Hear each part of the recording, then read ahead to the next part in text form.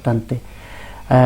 Tenemos pastores fieles a la palabra del Señor, fieles al Señor, y creo que eso también es muy importante de reconocerlo.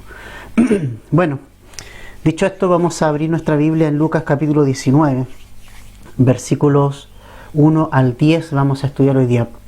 Vamos avanzando. Lucas tiene 24 capítulos. Estamos en la parte final ya del libro, o sea, Jesús está camino a Jerusalén. Hay mucha gente que sigue a Jesús.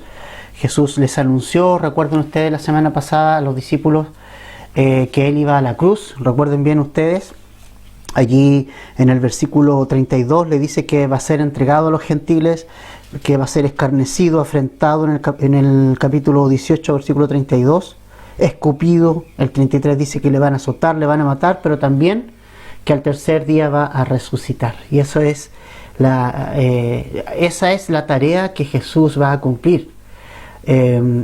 Para eso Él vino. Esa es la razón por la cual vino. Y hoy día vamos a ver un poco acerca de esto, porque es importante que nosotros vimos la semana pasada, ¿verdad?, que ya Jesús en este camino y en este trayecto a Jerusalén se encontró con un ciego que mendigaba, y que este ciego sabía perfectamente quién era Jesús. ¿Se acuerdan? Lo llamó, trató de llamar su atención, dándole el título mesiánico a Jesús, Jesús hijo de David, ¿verdad? Y este ciego no pidió sanidad, él pidió misericordia. Y creo que el ciego sabía muy bien cuál era su propio lugar, su propio espacio, y quién era Jesús. Porque cuando nosotros sabemos quién es Jesús, entonces verdaderamente examinamos nuestro corazón y sabemos quiénes somos nosotros y en qué lugar y posición estamos delante de Jesús. El ciego, este hombre ciego que mendigaba en las entradas de Jericó, era un hombre que sabía su lugar porque sabía quién era Jesús. Por eso a él no le exige nada a Jesús, simplemente pide su misericordia, ¿no? ¿Cuál oración del publicano? ¿Se acuerdan? Ahora, en el día de hoy, nos dice lo siguiente. Vamos a leer cómo sigue esta historia. Recordemos, ya Jesús va por la zona de Jericó, y el verso 1 del capítulo 19 dice: habiendo entrado Jesús en Jericó, iba pasando por la ciudad. Hasta ahí primeramente. Bueno, es interesante notar que habían varios trayectos, varios caminos, por decirlo de alguna manera, para llegar a Jerusalén. Habían varias alternativas, ¿verdad? Unas más largas que otras, unas con más dificultades que otras.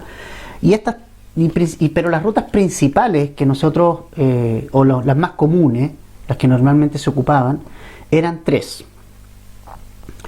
Específicamente dos, una se ocupaba menos. La primera era tomar la que se llamaba ruta costera en aquel entonces, que era, si tú tienes un mapa en tu Biblia te vas a dar cuenta, está la región de Galilea, estamos hablando de Galilea hacia Jerusalén, a las orillas del mar de Galilea, ¿cierto?, donde Jesús se desenvolvió mayormente. La primera ruta entonces era tomar esta ruta costera que orillaba el Mediterráneo hacia el sur, o sea, hacia abajo en el mapa, y luego doblaba hacia el este, ¿ya?, para subir unas montañas y llegar a Jerusalén. Esa era la primera ruta. La segunda y la otra ruta era justamente esta ruta de Galilea al sur, que era más directa. Simplemente había que viajar hacia el sur por los caminos que allí habían.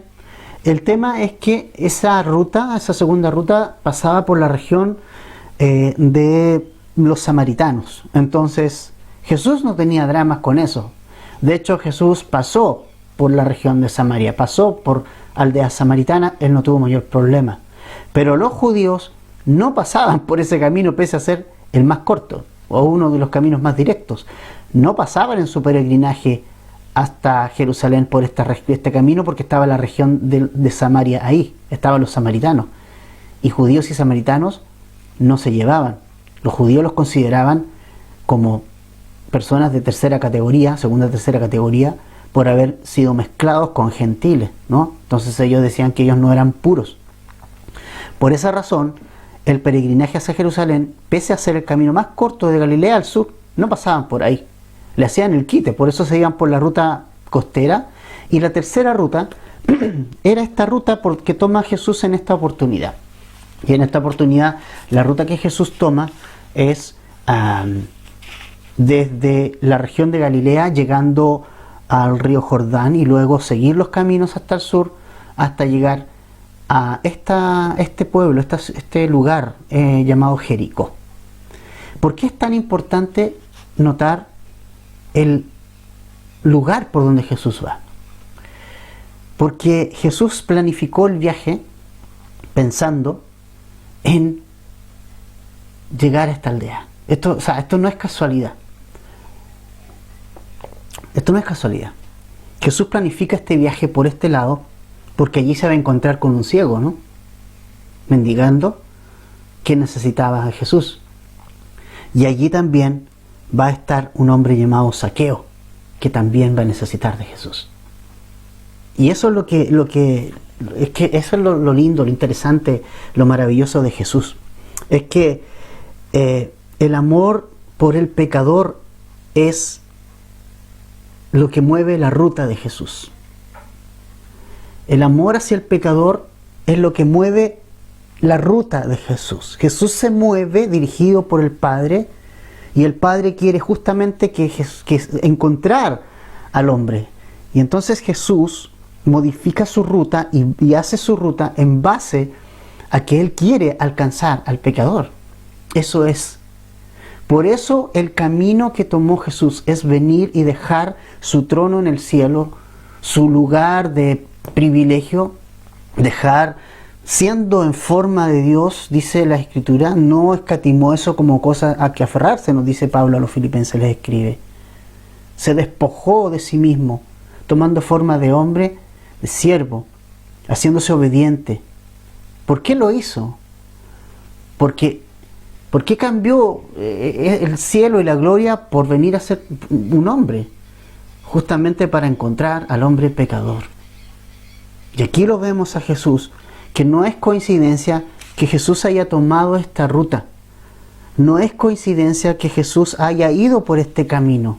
Él sabía perfectamente que allí iban a estar estas personas. Él sabía perfectamente que iba a estar este ciego y que iba a estar este hombre llamado Zaqueo, a quien vamos a ver en unos momentos. Entonces vemos el amor por el pecador. El amor por el pecador es el que mueve la ruta de Jesús. Es el amor hacia el pecador que mueve esa ruta.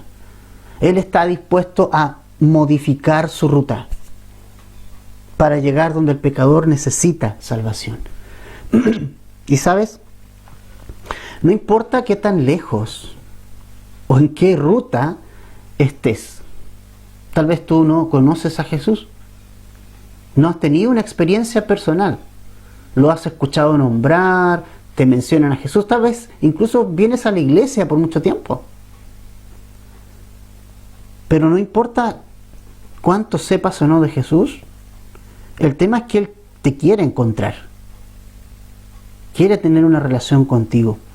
Y creo que no importa, lo importante es que nadie está tan escondido y nadie está tan lejos de Jesús como para no ser encontrados por Él.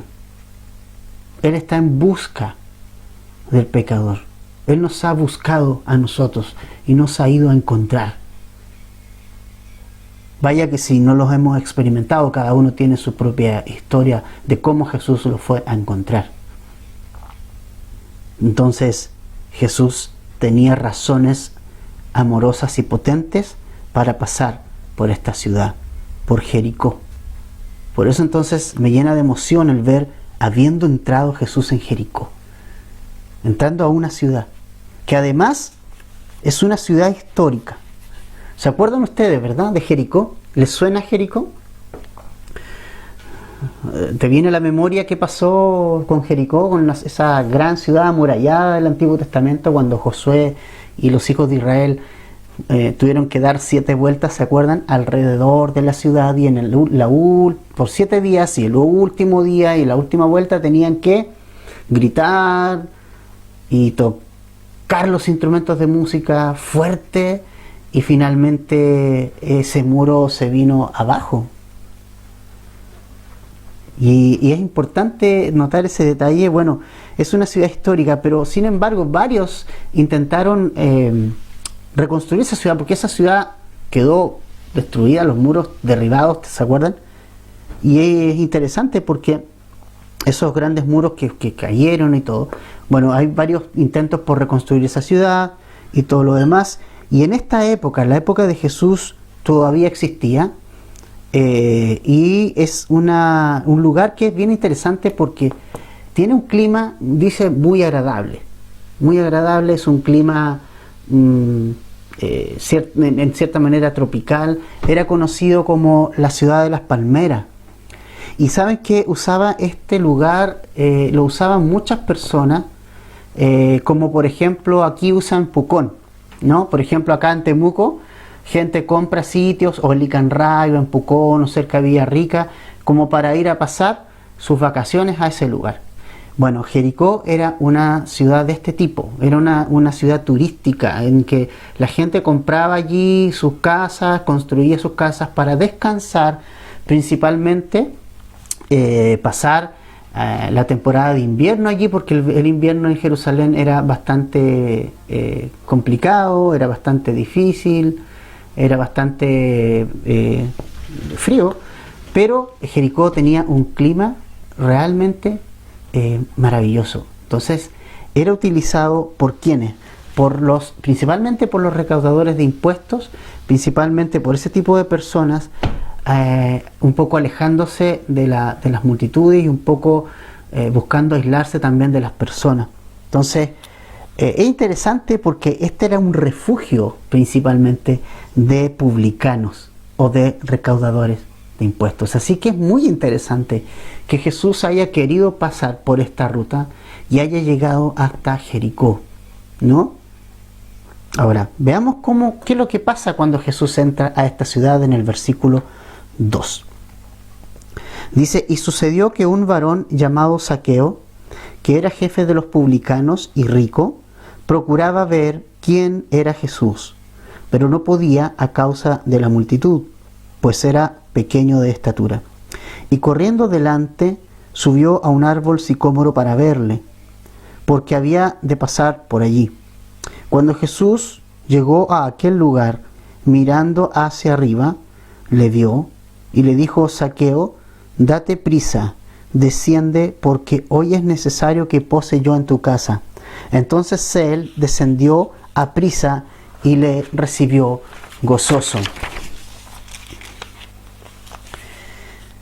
Aquí está una de las razones de por qué Jesús se va por esta ruta. Nada es casualidad. La primera razón era por el mendigo que estaba junto al camino, y esta es una segunda razón, por Zaqueo, que estaba allí en esta ciudad. Ahora, aquí vivía este hombre entonces llamado Zaqueo. Llama mucho la atención su nombre, porque el nombre Zaqueo era un nombre judío, claramente judío y netamente judío. Su nombre es una abreviación de Zacarías y significa, mira qué interesante, sin tacha. Sin tacha, es decir, sin mancha, o podríamos decir puro. O sea, te das cuenta, bueno, uno cuando tiene un hijo siempre pretende ponerle un nombre, por lo menos cuando uno conoce al Señor, ¿cierto? Que manifieste nuestra fe de alguna manera, ¿cierto?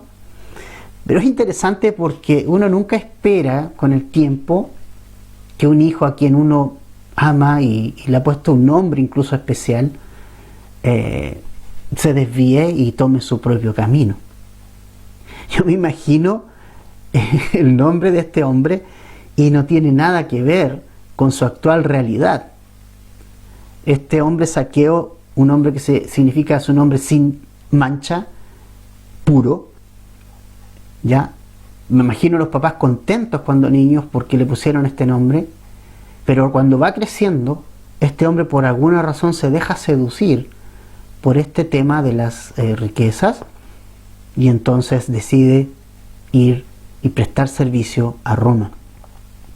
Fue un nombre contradictorio con el tiempo, porque ser un recaudador de impuestos era para la familia judía una traición enorme a su fe. Significaba, cuando una persona, cuando un hijo era recaudador de impuestos, la familia inmediatamente lo excomulgaba de su círculo. Es como si ese hijo ya no existiera. Así que imagínate la expectativa de la familia al poner un nombre como ese a su hijo y ver que más adelante él tomó un camino que no era el que sus padres precisamente creían o querían. Esto lo vemos a diario hoy día también. Yo trabajé, ustedes muchas veces lo he contado, en muchos programas de rehabilitación, principalmente para adolescentes infractores de ley, chicos que han cometido delitos siendo adolescentes, y muchos de ellos con nombres como Daniel, Zacarías, o qué sé yo, y nombres bíblicos. Y en realidad comparto la tristeza de sus padres, porque ellos tal vez tenían una expectativa de una manera muy diferente de lo que iba a suceder con sus hijos. Pero Zaqueo era justamente una persona que falló a todo el mundo, ¿no? Falló a su familia, falló a todo el mundo. Para un recaudador de impuestos ya era un servidor de Roma, y eso lo hacía automáticamente enemigo de los judíos. Automáticamente lo hacía alguien que estaba socialmente rechazado por el judío. Automáticamente, incluso los más extremos, asesinaban a estas personas. Habían grupos extremos en Israel que decían que estas personas no podían vivir. Eran víctimas de maltrato y homicidio por traición, ¿no? Eran personas, como les decía, que servían a Roma, estaban alejados de cualquier ceremonial, de cualquier sinagoga. Ellos no podían entrar a la sinagoga, les era prohibido.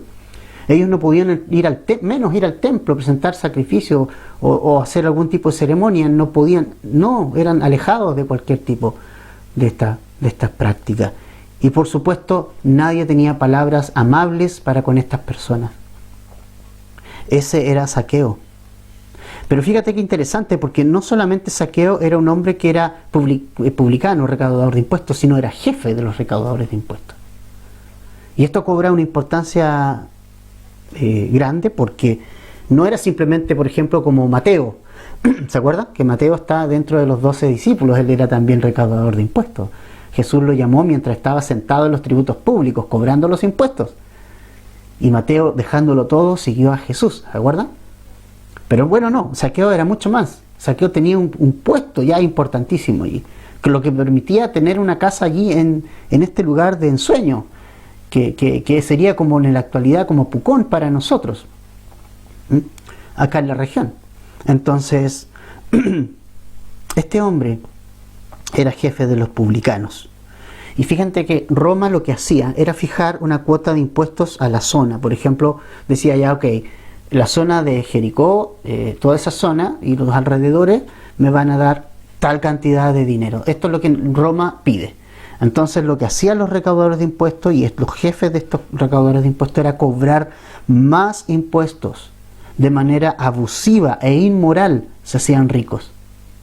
O sea, eso era real. O sea, los publicanos y los recaudadores de impuestos no es que eran inocentes y que se ganaron el odio por nada. No, ellos eran personas que derechamente, a costa de las pobres, a costa de la gente que trabajaba, se hacían su riqueza, porque ellos, para ser ricos, los publicanos hablo, y de los jefes de los publicanos, debían cobrar un impuesto más alto de lo que Roma le exigía.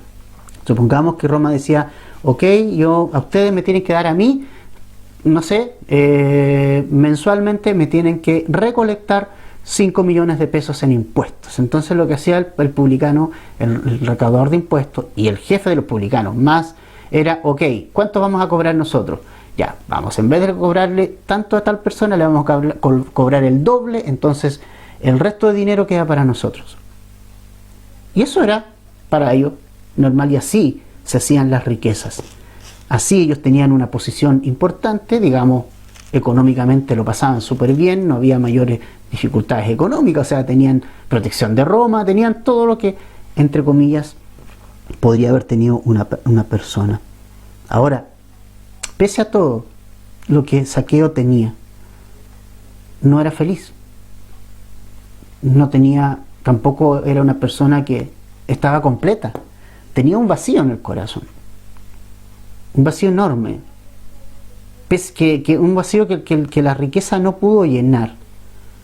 Porque cuando él sabe que Jesús andaba por ahí, él también se pone curioso por saber quién es este personaje, porque recordemos que él viene con una delegación importante. Entonces llega a Jericó una persona como Jesús que viene con mucha gente, y la verdad es que a diferencia del ciego que estaba junto al camino, ¿verdad?, que sabía perfectamente quién era Jesús, Zaqueo no sabía quién era Jesús.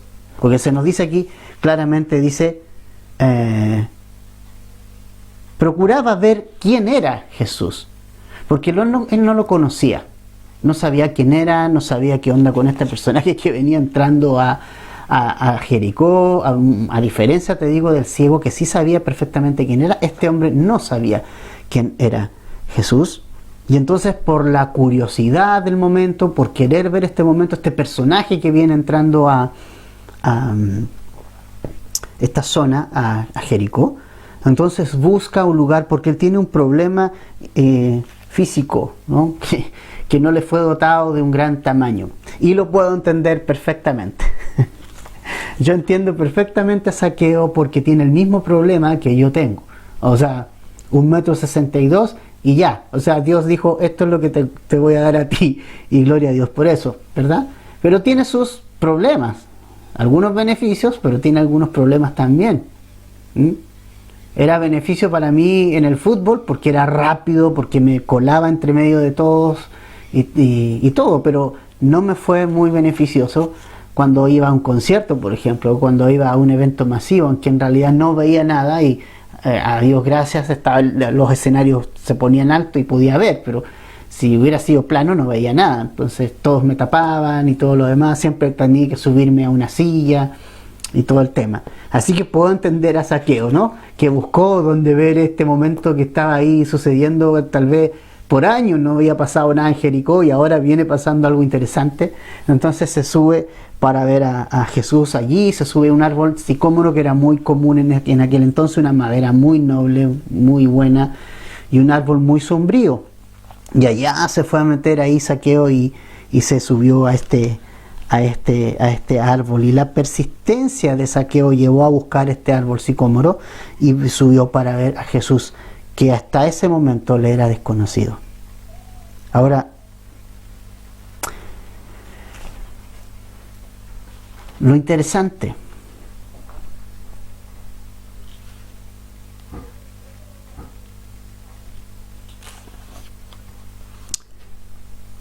es que en el versículo 5 vemos la interacción de Jesús con Zaqueo.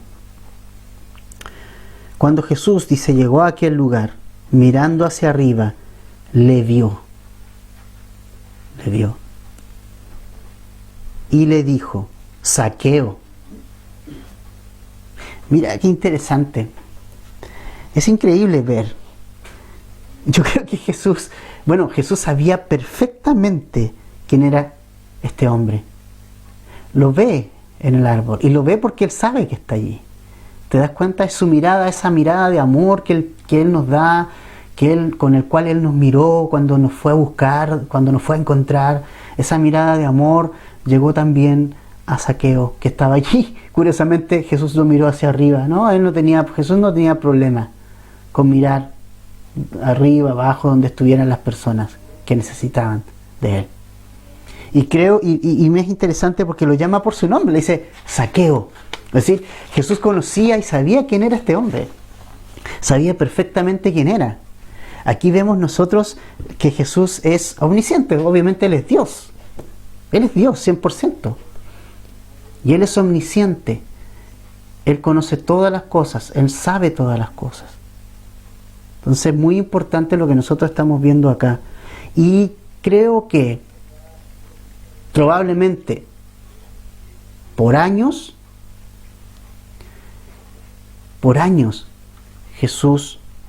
Zaqueo, no recibía un trato por su nombre. Porque yo creo que después que él fue publicano, como ese nombre no le quedó bien, probablemente a él le nombraban por algún sobrenombre, porque era un nombre que no pegaba con la profesión que él tenía. Entonces, ¿cuántas personas se dirigían a Zaqueo durante todo este tiempo de manera despectiva? Seguramente no oía su nombre Zaqueo desde que la oía desde sus papás cuando era chiquitito. Tal vez desde esa época de niño escuchó de sus papás Zaqueo, Zaqueo, ahí llamándolo a comer. Pero después que fue creciendo, después nunca más escuchó ese nombre de labios de alguien, porque era un hombre que era ladrón, o sea, derechamente se hacía su riqueza de manera ilegal e inmoral. Entonces, es interesante lo que pasa aquí, que Jesús lo llama por su nombre. Y eso es, amigo, eso es, Jesús quiere tener una relación personal contigo. Él te está buscando a ti de manera personal, no a la masa. Él te busca a ti. Esto es una relación personal con Jesús. Una de las primeras cosas que escuché en esta congregación fue ese término. Yo no lo había escuchado antes. Me hablaban de aceptar a Cristo. Pero cuando llegué a esta congregación, me dijo alguien, tú tienes una relación personal con Jesús, y eso fue un impacto en mi vida. Una relación personal con Jesús. Jesús te está invitando a tener una relación personal con Él por medio de Jesucristo. Y esto es lo que Jesús anhela y desea para este hombre, tener una relación con Él. Zaqueo nunca en su vida, probablemente años que no escuchaba su nombre con tanta dulzura por parte de alguien, con amor y dulzura. Y Jesús lo llamó por su nombre y le recordó algo. Le recordó, hey, puro, sin tacha, baja. Le recordó algo, le recordó, este es tu nombre. No tienes por qué estar viviendo como estás viviendo actualmente. Recuerda. Yo creo que cuando Zaqueo escucha el nombre, su nombre, se acordó de por qué sus padres le pusieron ese nombre. Porque ellos querían tal vez que siguiera a Dios.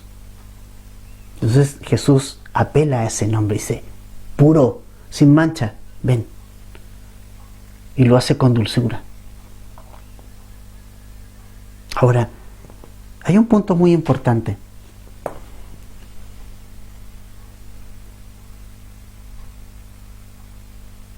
Pese a que Jesús conoce perfectamente quiénes somos, qué hacemos y dónde estamos, Él desea tener comunión con nosotros. Él desea salvar al hombre. O sea, Jesús sabía que este hombre estaba en ese árbol. Y Jesús sabe dónde estás tú hoy. Amigo, amiga, que no conoces a Jesús, sabe perfectamente dónde estás. Sabe perfectamente dónde está tu corazón, sabe perfectamente quién eres, sabe todo de ti.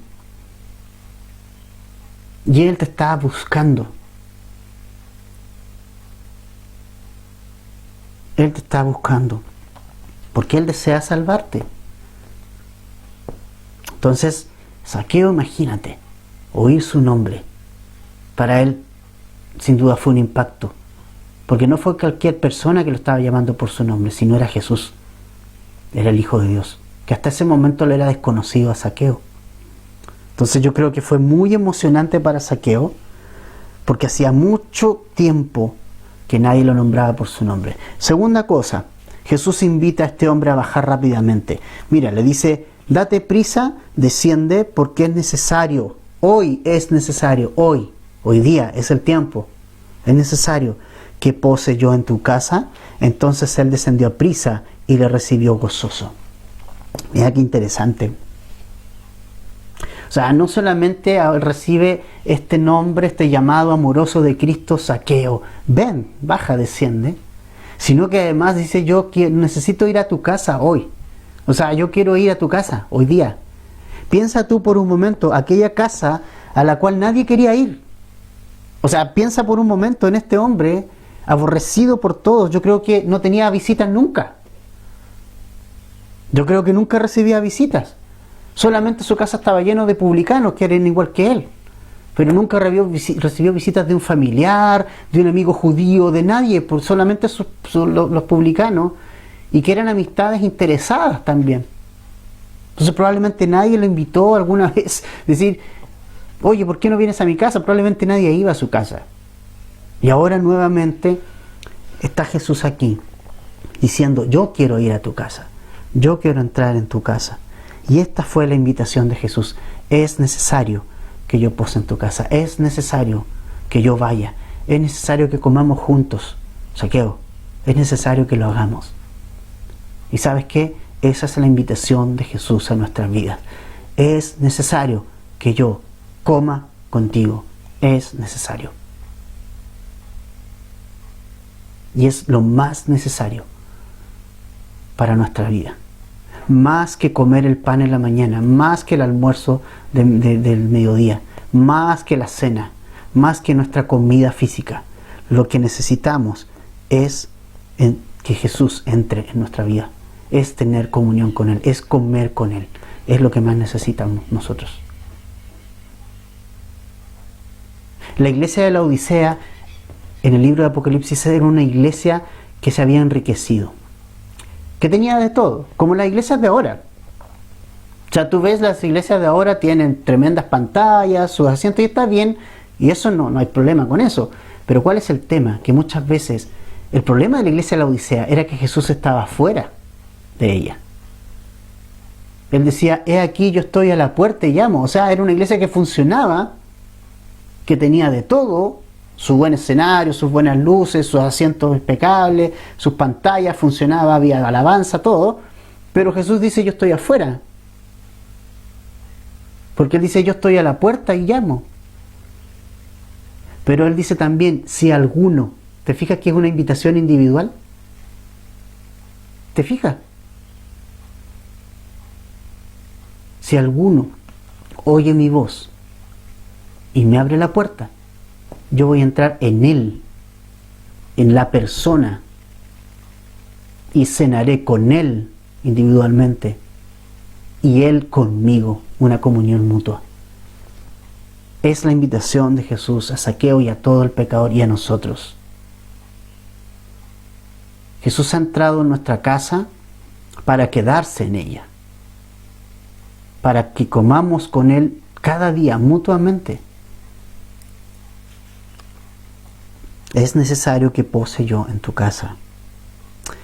¿Cómo reaccionó este Zaqueo? ¿Cómo reaccionó este pequeño hombre? Versículo 6. Entonces él descendió aprisa y le recibió gozoso. Imagínate, años probablemente sin recibir una visita judía, años de solamente escuchar, eres un pecador, estás perdido, tú eres un traidor de la patria, eres un traidor de nosotros, tú no puedes venir al templo, no puedes venir a la sinagoga, todo afuera, excomulgado totalmente, y que ahora el Hijo de Dios, Jesús, que hasta ese momento él no sabe que es el Hijo de Dios, le está diciendo, baja, desciende, yo quiero comer contigo. O sea, la alegría desbordante, el gozo desbordante que hay en Zaqueo es impresionante. O sea, bajó, mira, yo creo que demoró más en subir que en bajar. O sea, probablemente demoró mucho en subir, pero nada en bajar. O sea, bajó rápidamente y le recibió, y ahí está lo primero. Él le abrió la puerta de su casa, o sea, él aceptó la invitación a comer de Jesús. ¿Te das cuenta? De aquí ya hay algo importante. Es abrirle la puerta, como les mencionaba hace un ratito. Esto es individual. Tú tienes que abrirle la puerta de tu corazón a Jesús para que Él venga y tenga comunión contigo. Esto es algo personal, pero Él lo recibió con gozo. Él lo recibió feliz porque Le está impactando su amor, ¿no? Le está impactando cómo este judío me habla a mí. Y él dice, yo le voy a abrir la puerta de mi casa. Y allí llegaron, y ¿sabes qué? Hay algo interesante en esto. Mira cómo continúa la historia. ¿Cuál fue la reacción entonces de la gente al ver lo que había sucedido? La gente, recordemos que mucha gente va siguiendo a Jesús. Verso 8 dice, perdón, otra vez, el 7, gracias. Al ver esto, todos murmuraban diciendo que había entrado a posar con un hombre pecador. Ahí está, ¿ves? Si todos pensaban que este hombre no era digno de nada, porque todos empezaron a murmurar, Jesús, ¿cómo se te ocurre? O sea, ir a meterte a la casa de este hombre, si es un traidor, si es un pecador empedernido. Y claro que lo era.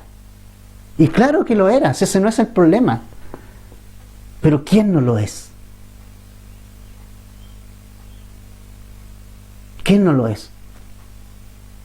Pablo dice que él se consideraba el primero de los pecadores. El primero, no el último.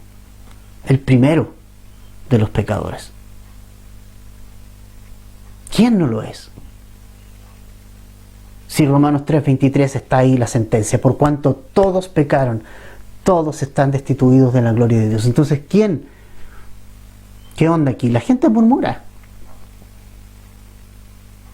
La gente murmura porque dice este hombre, ¿cómo puede ir a la casa de un pecador? Y eso es lo que Jesús vino a hacer. Vino a salvar a los pecadores por gracia. Esa es la razón de su venida. Pero la murmuración de la gente fue mucha, ¿no? Bueno, ese era el trato que tenía este hombre Zaqueo. Este es el trato que estaba acostumbrado a recibir. Pero Jesús vino y quebró sus esquemas. Rompió sus esquemas. Y Él rompió la pared de división. Y Él vino a destruir el pecado para entrar en el corazón del hombre. Ahora, veamos qué sucede entonces en esta cena, en esta conversación. Entonces Zaqueo, verso 8, ahora sí. Puesto en pie, dijo al Señor, he aquí, Señor, la mitad de mis bienes doy a los pobres, y si en algo he defraudado a alguno, se lo devuelvo cuadruplicado. Jesús le dijo, hoy ha venido la salvación a esta casa, por cuanto él también es hijo de Abraham. ¿Sabes lo que me llama la atención de esta historia? Lo que llama la atención es que por alguna razón el Espíritu Santo, Dios, no revela el diálogo de Jesús con Zaqueo. A mí me llama mucho la atención. No hay ninguna palabra de lo que hablaron y de lo que conversaron en este momento. Y otra cosa que podemos sacar por conclusión es que la reunión en la casa fue muy larga, porque se supone que cenaron juntos. O sea, y Jesús iba por ahí por la media tarde, ¿no? Pasando por Jericó, o por la mañana, tal vez mediodía. Entonces imagínate, tuvieron toda esa tarde conversando con él, y probablemente también, y con otros publicanos también. Probablemente él tenía hijos o familia, probablemente. ¿Ya? No sabemos entonces la conversación. Lo que sí sabemos, y lo que Lucas nos da a conocer y nos escribe acá, es el efecto que tuvo en la vida de Zaqueo lo que Jesús le enseñó. ¿Y cuál fue el efecto?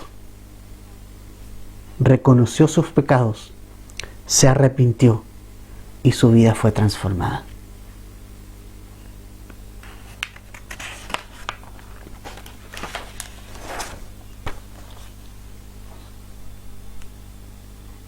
Zaqueo puesto en pie. Ahora, está un poco cómica esta parte, porque puesto en pie era como casi lo mismo que si hubiera estado sentado por su tamaño pequeño. Pero puesto en pie dijo, he aquí, Señor. La conversación que tuvo Jesús con Zaqueo le sirvió para darse cuenta a quién tenía al frente.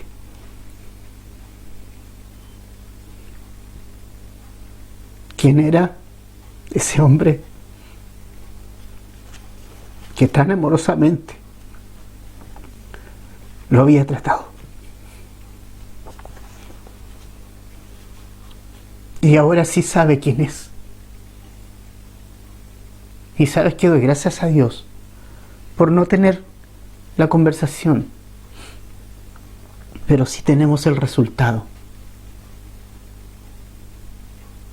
Cuando Él se para, se pone en pie en la mesa y dice: Señor, vemos una sumisión de Zaqueo completa y total a la persona de Jesucristo. Amigos, la palabra Señor aparece innumerables veces más que la palabra Salvador. Y tenemos que entender algo. Nos gusta que Jesús sea nuestro Salvador, pero Jesús debe ser tu Señor y mi Señor. Debemos someternos, debes someterte a Él. Debemos someternos a Él. Eso es seguir a Jesús, someternos a su voluntad, a su palabra, someternos a sus enseñanzas, someternos a Él como Señor.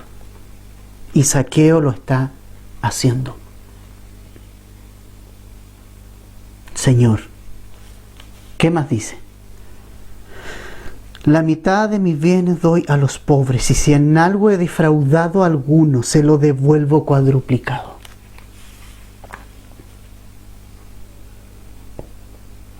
Piensa por un momento lo que esto significa. Piénsalo. Piénsalo. Ya te dije cómo se hacían sus riquezas los recaudadores de impuestos. Piensa en cuánta gente embaucó a este hombre. Piensa en cuánta gente le robó a este hombre. Piensa a cuánta gente este hombre las dejó en bancarrota, en la pobreza. Pero hay una evidencia ahora de un nuevo nacimiento. Ahora él está dispuesto incluso a devolver lo robado. O sea, lo que está haciendo aquí, imagínate, no es cualquier cosa, está diciendo, ¿sabes qué? Yo reconozco que robé. Delante de todos. Está confesando lo que él era. Y está diciendo: yo robé. Yo embauqué muchas personas, pero se lo voy a devolver 4 veces más. Voy a buscar a esas personas y se lo voy a devolver. Y es más, voy a hacer algo más también. A las personas que empobrecí, las voy a ayudar. Voy a dar la mitad de lo que gano, de mis bienes. En este momento, la mitad de lo que tengo hoy, se lo voy a dar a los pobres. La mitad. Y lo que no, y lo otro, a los que he embaucado y engañado y he robado, se los voy a devolver también 4 veces lo que yo le robé. Oh, imagínate. Eso es evidencia de un nuevo nacimiento. No hay otra explicación. Esto es lo que Jesús hace en la vida de un hombre, de una mujer. Cuando Él viene, Él hace nuevas todas las cosas. Segunda de Corintios 5:17. De modo que si alguno está en Cristo, nueva criatura es. Las cosas viejas pasaron, todas son hechas nuevas. Hay una evidencia. ¿Y sabes? Nuestra boca podrá confesar muchas cosas. Tú podrás decir que Jesús, tú sigues a Jesús y que Jesús es tu Señor y todo, pero son los hechos los que hablan dónde está nuestro corazón. Es la práctica, es nuestra vida práctica la que dice si Jesús impactó o no mi corazón. Si finalmente es eso. Y sabes que hay algo importante, hermanos.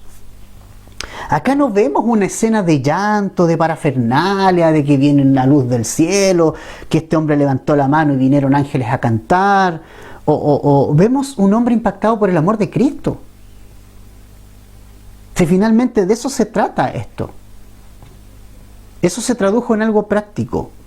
Hubo por parte de Zaqueo una confesión pública de arrepentimiento y de restauración a quienes él le hizo mal. Eso es evidencia de que algo pasó en su corazón. Esa fue una evidencia de una nueva relación de amor y perdón por medio de Jesús. ¿Y sabes qué importante es esto? Cuando Dios ha impactado tu vida y mi vida, se traduce en algo práctico. Si tú estás engañando a tu esposa, vas a dejar de hacerlo, porque Cristo vino a tu corazón. Si a ti te alegra que le vaya mal a otro, si a ti te alegra que maten bebés en el vientre, pero ahora viene Jesús a tu vida, tú vas a cambiar completamente tu corazón. Si no hay evidencia de transformación, no hay transformación. Qué importante es eso. Ahora, ¿sabes qué? Si te das cuenta, Zaqueo no habló nada acerca de algo que haya sentido interiormente. Él no dice por haber recibido a Jesús. O sea, Zaqueo no habló nada acerca de lo que sintió. Habló de lo que iba a hacer después de haber recibido a Jesús. Él habló de la manera en la que iba a reparar el daño hecho en su vida anterior, en su vida vieja. Eso habló. No habló que vino algo del cielo y me tocó no, él habla de cosas concretas. O sea, aquí vemos que esta es una conversión. Sí, es importante eso porque ahora, no digo, cada uno tiene una experiencia personal, ¿ya? Probablemente tú hayas llorado o no hayas llorado, de eso da lo mismo. El punto es, ¿qué pasó después de eso? Si tu vida fue transformada, porque si no fue transformada y fue solo un llanto y una emoción de momento, eso no es un nuevo nacimiento. Porque la marca del nuevo nacimiento es la transformación de tu corazón y de tu vida. Y eso es evidente a todos los demás. Santiago nos dice, muéstrame tu fe. A ver qué onda tu fe. ¿Dices creer en Jesús? Muéstrame tu fe por tus obras. Yo te mostraré mi fe por mis obras. ¿Qué onda? ¿Puede ver tu familia, que son los más cercanos, que Jesús ha cambiado tu vida? ¿O a tu esposa la tratas mal? ¿O a tus hijos los tratas mal? ¿O a tu suegra, suegro los tratas mal?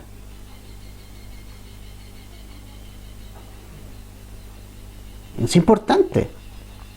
La evidencia de mi nuevo nacimiento, del nuevo nacimiento que Jesús me da, es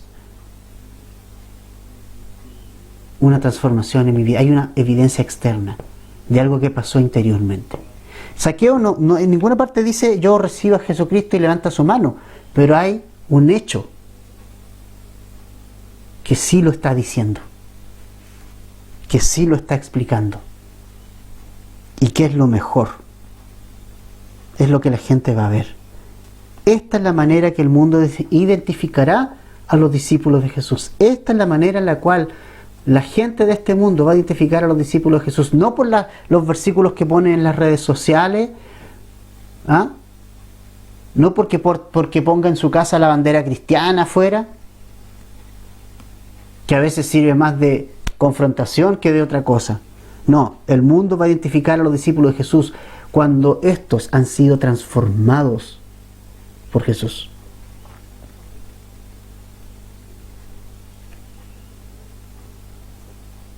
Entonces, no se nos da el detalle de la conversación de Jesús con Zaqueo, pero sí se nos da el resultado de esa conversación.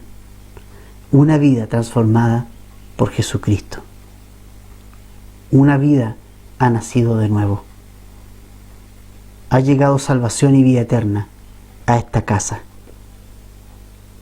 Jesús dijo, hoy vino, ha llegado, ha venido la salvación a esta casa.